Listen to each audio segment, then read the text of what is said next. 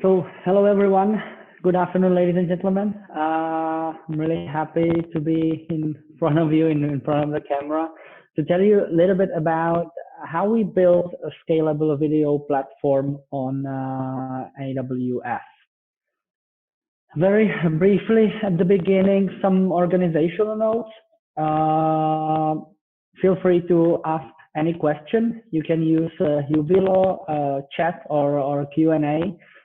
If possible, I will answer them instantly, and the rest we can discuss at the end.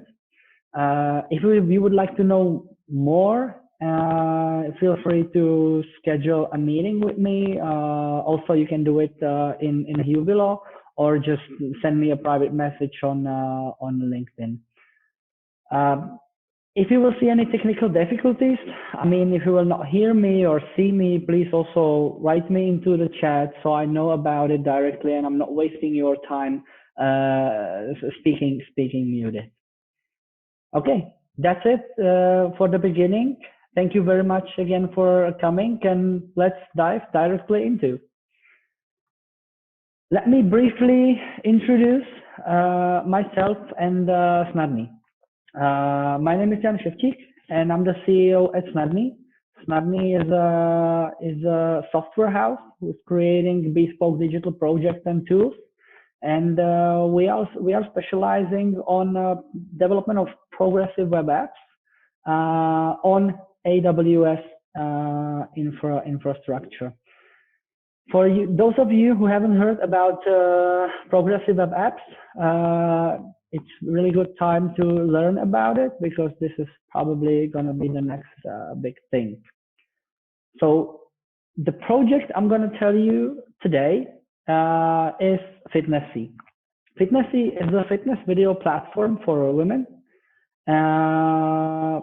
Those two biggest functions are video on demand and live broadcasting. So customer come to us in this July 2020, and we launched this in September. And in this session, I want to show you how we did it in a perspective of the AWS infrastructure. First, let me show you how it looks, basically. So it is very easy interface for the visitor. It's just a player. We use the JV player, very powerful JavaScript library with a lot of functionalities.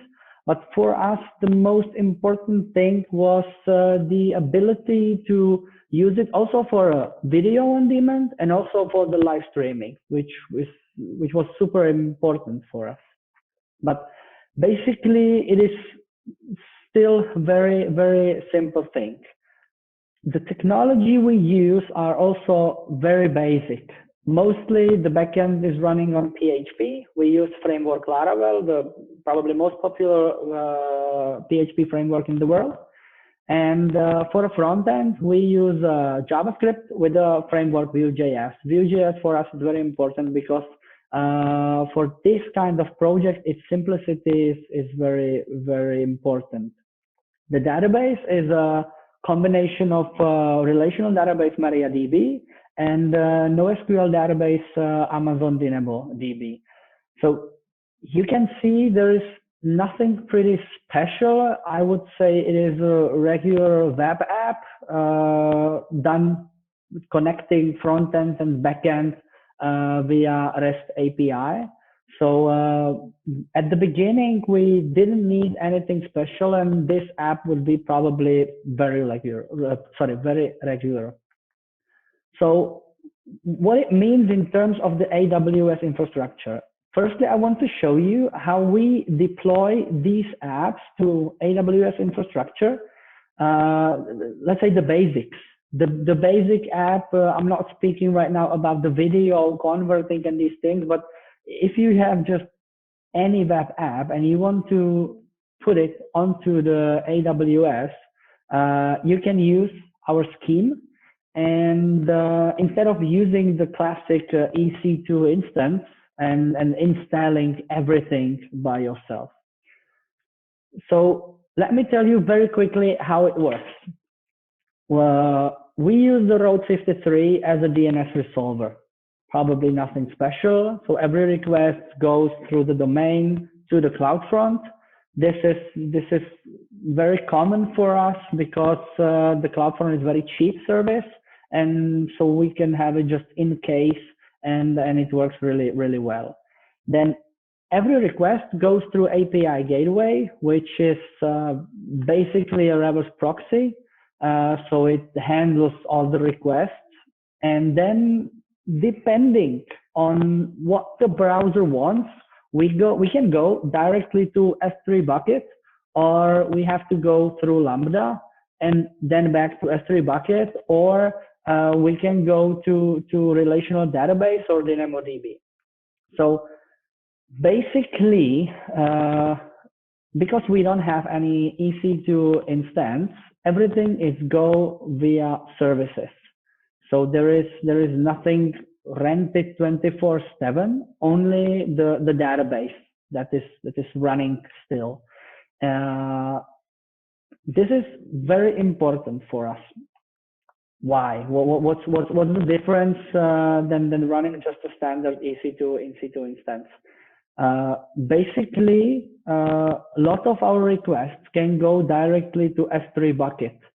All of the assets, the front-end JavaScript, the images, etc., doesn't have to go in the usual way through the server or through some backend. It can go directly to S3, which is really important for the speed and for the reliability, and it works pretty well. Just in case you need anything to calculate and connect with a database, we use the Lambda functions. Connecting to the database also has two steps. Basically, for everything we have cached, we use DynamoDB, which is again very highly scalable, and for the rest we use the classic MariaDB, so we can get to the data very, very easily. So this is the base for every of our projects, and it can be a good guideline for you how to very easily run any kind of a web app. Now, why to do it? Why not just use the simple EC2 instance and install like everything you did previously? For us, as mostly software developers, the best thing is there is no need of maintenance. Why? Because we just use services. That means that we don't have to care about updating. We don't have to care about installing anything. We don't have to care about security in way of the infrastructure. So we can just deploy the code and we can be sure it works. The second thing is the scalability, because Lambda functions is running on various servers around the world, and also the API gateway and CloudFront and S3 and everything. So it doesn't matter if it's 1, 2, 5 visitors on the web page, or if it's 1 million. This is very important for us because, again, together with the maintenance, it can be very easily done without any supervising from server administrator. About the scalability, of course, there is one pain point, and that's the relational database, because the relational database can be, scaled semi-automatically. So we have to go and click that we want to scale it, and it takes from 5 to 7 minutes to do it. But again, it's just one click. It's very easy for us, and it's zero downtime. But if you use just the DynamoDB, or you cache as much data into the DynamoDB as possible, then probably it's going to be you can do that without. So the important thing is that you pay as you go, especially if your business is running in just one time zone. Doing this, you can save the costs for running the server 24/7 in the night, running the server in weekends or holidays. So especially if you have business apps, inside your company that is just used in working hours, this can be really, really interesting for you. But for us at the beginning, the purpose was a bit different because, as we will speak later, because of the infrastructure for the video, converting the video in live streams, it will be probably very costly to prepare the infrastructure for all of this at the beginning of the project. And the fourth thing is the zero downtime. Zero downtime for us is very important. So there is no need to restart the server. We don't need to care about some migrations when we are updating the server or upgrading the server. So these are the four reasons why to use the scheme I showed you in the previous slide, then not using the classic EC2 instance, as you know. So this is just the basics. Of course, we use a lot of services around, but probably most of you are already using also if you are already on AWS. When creating any scalable infrastructure, it is very important to control your budget, because instead of the classic EC2, when there is a big volume and large amount of traffic, the server just falls down and that's it. But when you are using the scalable technologies, there is a very big risk that if anything like this happens, you will pay a fortune for the services. So for us, it is very important to have budget alarms, controlling if really the payment is as usual. And it's not just about the money. We can also control the number of hours, how much hours of the live streaming is running, how much of the videos were converted, so we can predict the cost. Of course, we use Amazon CloudWatch just to be sure that everything is running, and plus we have many alarms inside to check the system health. Key management service, AWS certificate manager, identity access management, simple queue service is actually something really, really interesting, because when you are using a Lambda for software development, it has few restrictions. For example, it's not really good to use it for longer operations, usually longer than 10 seconds. So we use a quiz. So if there is, for example, an instance of creating something or uploading the video, we just put it into the queue and we just wait for the response. And when the response comes, we use the simple notification service that sends us via webhook information that it's done. Of course, we use a simple email service and AWS Cost Explorer to see what's going on in the budget. So this is the basic. This is the basic how our app goes into AWS, how we do it and how we make it scalable. But we are here to speak more about the video platform and what is so special about the Fitnessy project. Basically, the task is how to get the file from the input into the player. That's the whole way I want to show you right now. All of you know the basic input for a file. It is very important that we can go from this file input directly into the S3. So if we are, as we are usually uploading 4K videos, and those have 5 or 6 giga, it's very important not to go through the backend, and we can go directly to the S3 bucket. This is, again, very important because we save the resources, and there is no need to go through the Lambda functions and pay for it. If it will be probably on your own server, probably you will go in a way that the video is uploaded, processed through the backend, and saved somewhere on your server. This is the very, very interesting thing about the S3, that we can go directly via API to the S3 bucket and just upload it there. So that's the first step. Now, what is the whole scheme and what is the whole process? This is how the workflow looks. It's nothing really simple, but on the other hand, if we will go through it, you will see it's very easy and very understandable. So let's go a little bit part by part.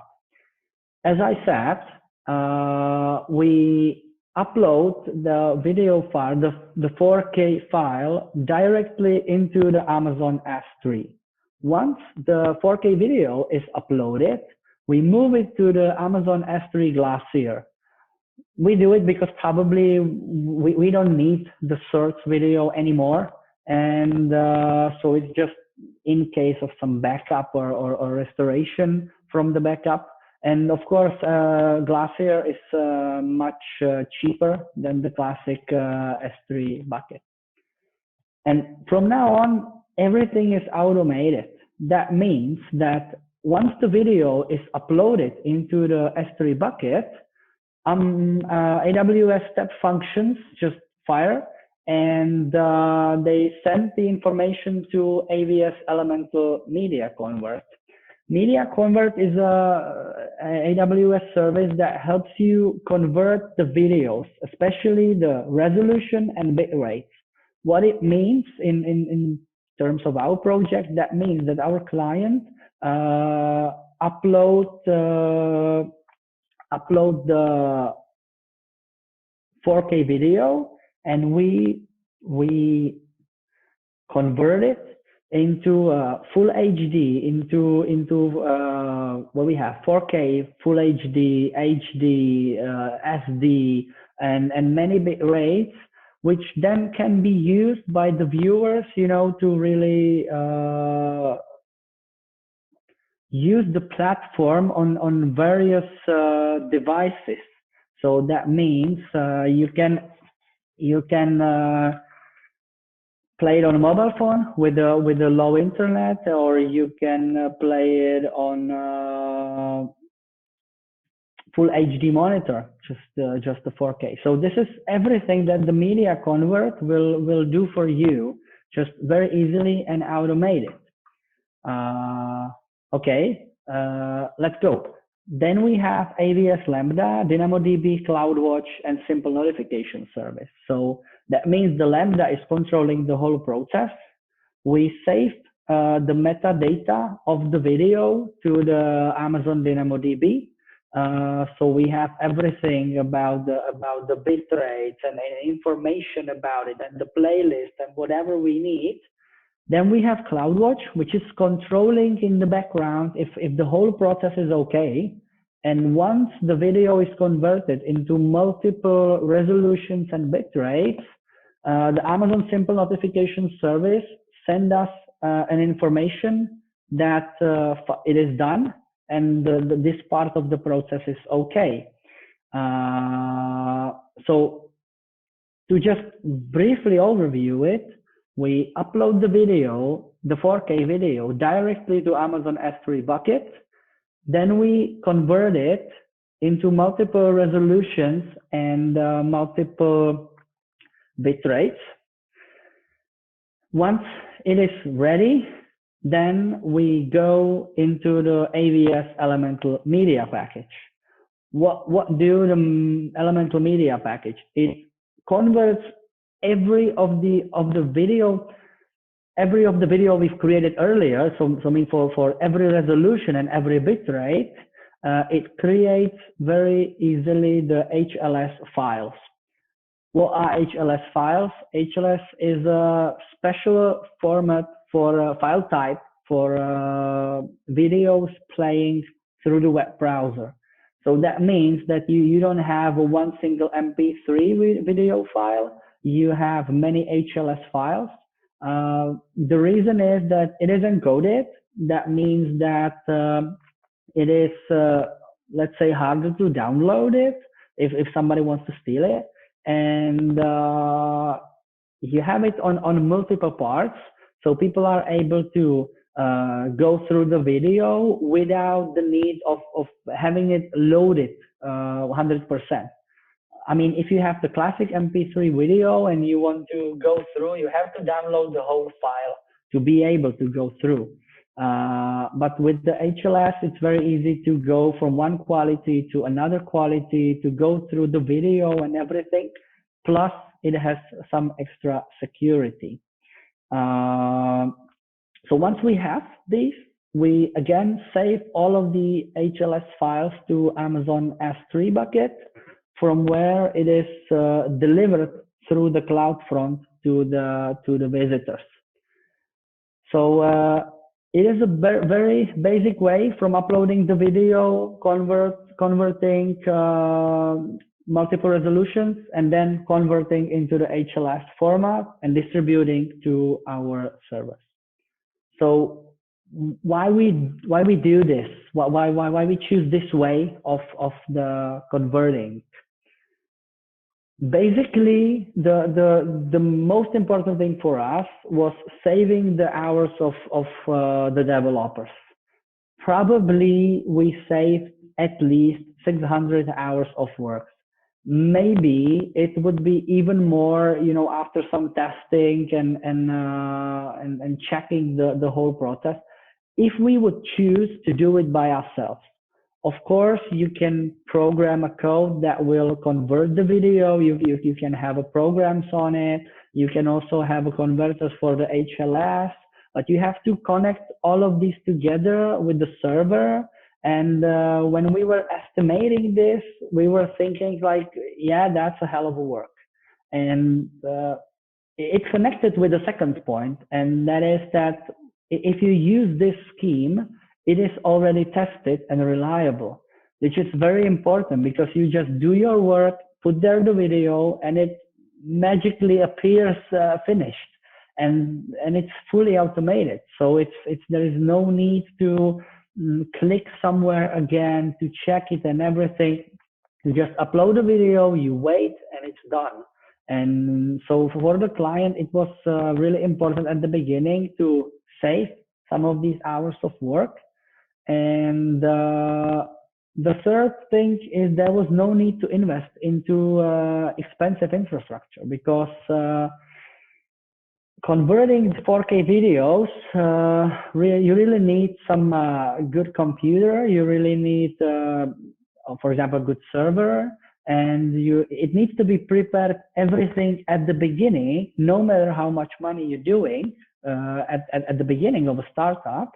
And no matter how much videos you're going to convert through the way.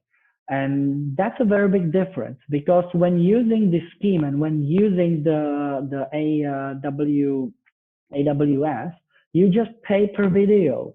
So that means you only pay if you start uploading the videos, convert it, and put it into the HLS format. Half an hour video costs around $1.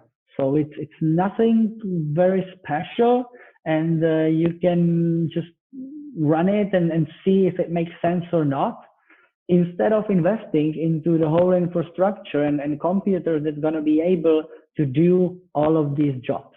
And it is also really good that it saves time on the client side, because they just make one version of the 4K and then just upload it and then just wait. So they don't have to create multiple versions and everything. So this is the basic of how we run at Fitnessy the video on demand. But as I said at the beginning, we also had another task, because when we finished the video on demand, the client requests us if we can create a live TV.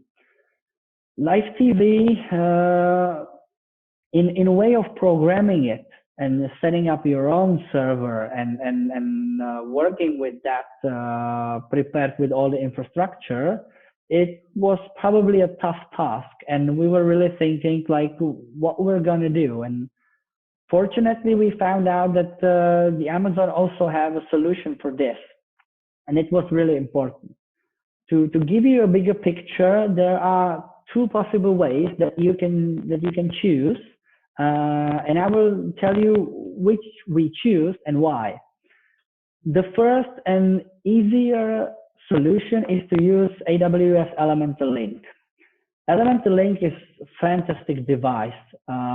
It costs you $1,000, and it's ready to go. So you just order it through your account, and it comes to you pre-configured with everything. You just plug the power, the Ethernet, and the HDMI or SDI input, and you can just go. And it's really easy. There is no need to do anything else. You will see the device in your AWS console, and you can be online in 5-10 minutes. I would say this is a really good solution for those who are traveling a lot and or have multiple cameras. So it's really, really easy to work with that, even without some, expertise in this. So that's the one solution. If you use the Elemental Link, then the scheme looks like this. So it is you just from the search goes directly to Elemental Link, directly to Media Live, and then it can go through the media store package, whatever you want to do with that, or directly through the CloudFront to the devices. So it's really easy, it's pre-configured, and if you want just to start with it, it's probably a good solution. Then there is another solution. You can just use any MacBook, Windows, Linux, and download the OBS, which is open source app, or you can find any other apps that you can buy, and just connect to RTMP server, and you can start streaming really quickly. It gives you more tools, and it gives you more functionalities if you are doing it, let's say, for example, at home, because the OBS is a tool that helps you to control the whole live streaming. Instead of the Elemental Link, which just gives you the way of how to transfer the video into the service of the Amazon service. So if you would really like to use the potential of the Media Link, then you probably would need some very expensive infrastructure for cutting the video and controlling the whole live event. So using OBS is really fine at the beginning. Of course, it takes some configuration, but I would say it's nothing very difficult. And so what's the scheme when you want to use the OBS? This is how it basically looks. So it's even more simplified. And let me just go a little bit through. We connected the live stream to our content management system. So that means the people from Fitnessy can just open the content management system. They see the URL address, they see the stream key, and they can just use the OBS to connect there. Plus, they can run, activate the channel here and start streaming. So they can fully control the channel from their content management system, which is really important because, as we all know, working in the AWS console, it's something that it's not very easy to learn, and it looks a bit complex for the regular users. So for us, it is very important that we are able to provide the settings into the content management systems. So our partners from Fitnessy doesn't have to go into AWS to run the channel or manage it. They can just do everything from here. So once they connect here and once they create the channel, the search of their channel let's say it can be a Mac with just OBS, connect securely into Elemental Media Live. And that's the ultimate service for the live broadcasting. Then the stream goes into the Elemental Media Store. Why? Because we still save there a small parts of the video, and the visitors can get it from here. Right now we even update it, so there is a chance that once the live channel, once the broadcasting is finished, we can in 3 or 4 minutes save the recording from the live streaming and put it on S3 bucket. So in, as I said, 2-3 minutes, you are able to see the recorded version and you can play it from the S3 bucket.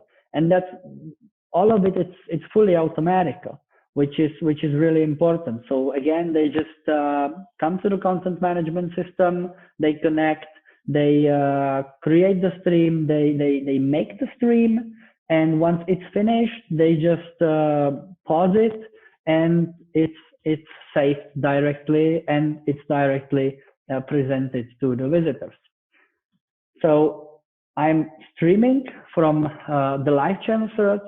I go through the media live, I saved small pieces or the whole video to Media Store, and then I deliver it again through the Amazon CloudFront into multiple devices. Of course, we have here the CloudWatch.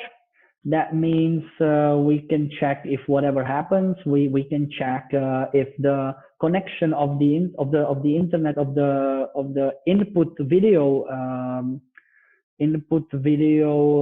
channel, if the latency of the internet is really cool, because sometimes it can happen you are on a bad internet, the live streaming is not working really well, and you want to find out why. And so then for those reasons we have the CloudWatch, and then we have the Amazon S3 just to again save some data about the stream that can be reachable again. So again, why we did this? What was the purpose, and what was the goal? I would say mostly important again for us, the first setup of one channel for live broadcasting and integrating it into a content management system took us approximately 3 weeks.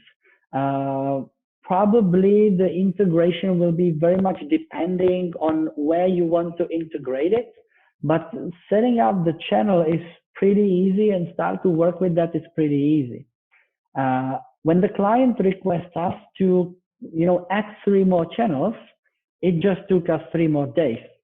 So, once the whole environment is set up, it's very easy to scale it and to work with many channels and everything. And this is really important, because again, it saves the people work. And together with that, again, as with the video on demand, there is no need to invest into the infrastructure, but that's the whole purpose of the AWS. So you can very easily just pay as you go. For us, it means that 1 hour of streaming costs us again something around $1 in total. That means that if we're gonna do 1 to I would say three streamings in 1 day, it can just cost us $3. And once our business is expanding, then we can, use the 5 channels and stream 2-3 hour videos, and we will just pay for that. And that's the magic about the AWS. So this is briefly everything I wanted to tell you about. I wanted to show you that it is really easy to run a web app on AWS environment, how the AWS environment can help you, for example, with the video on demand platform, how it can help you, for example, with the live streaming and broadcasting. But I'm sure you know that there is a big variety of services that you can really use. And I wish you luck implementing these. From me, it is everything till now. If you have any questions, I will be very happy to answer them. So feel free to write in the chat or in the Q&A. Whatever you need to know, just write it there. I will be happy to answer. And if you think that your problem needs a little bit more deeper consultancy, just again, feel free to schedule a meeting with me through Hubilo, or just write me a private message on a LinkedIn so we can find something. We have a first question here from Susanna. To what types of projects would you suggest such a solution? Definitely, it's going to be great for startups, because startups at the beginning, they have very low budgets, and they really, you know, they don't have the money to create a really good infrastructure. But on the other hand, it can probably for startups happen that once some media write about them, or they, you know, get really big client, the infrastructure needs can grow up from 1 to 1,000 in a few days. And if you're going to do that on the classic infrastructure, that probably takes you a week to prepare, and probably thousands and hundred thousands of dollars to prepare the infrastructure. So I would say startups are really cool. Bigger companies, definitely, but probably just because of the no maintenance and very easily to extend it on other projects. And I would say the very beginning of it, if I'm not speaking about the video on demand and broadcasting platform, then it's going to be internal application for business, because, you know, you can very easily extend it without any maintenance, and you just pay as you go. So I hope I answered everything. The time for questions just passed. So I hope you enjoyed again, and thank you very much for being here with me, and enjoy the rest of your afternoon. Bye-bye.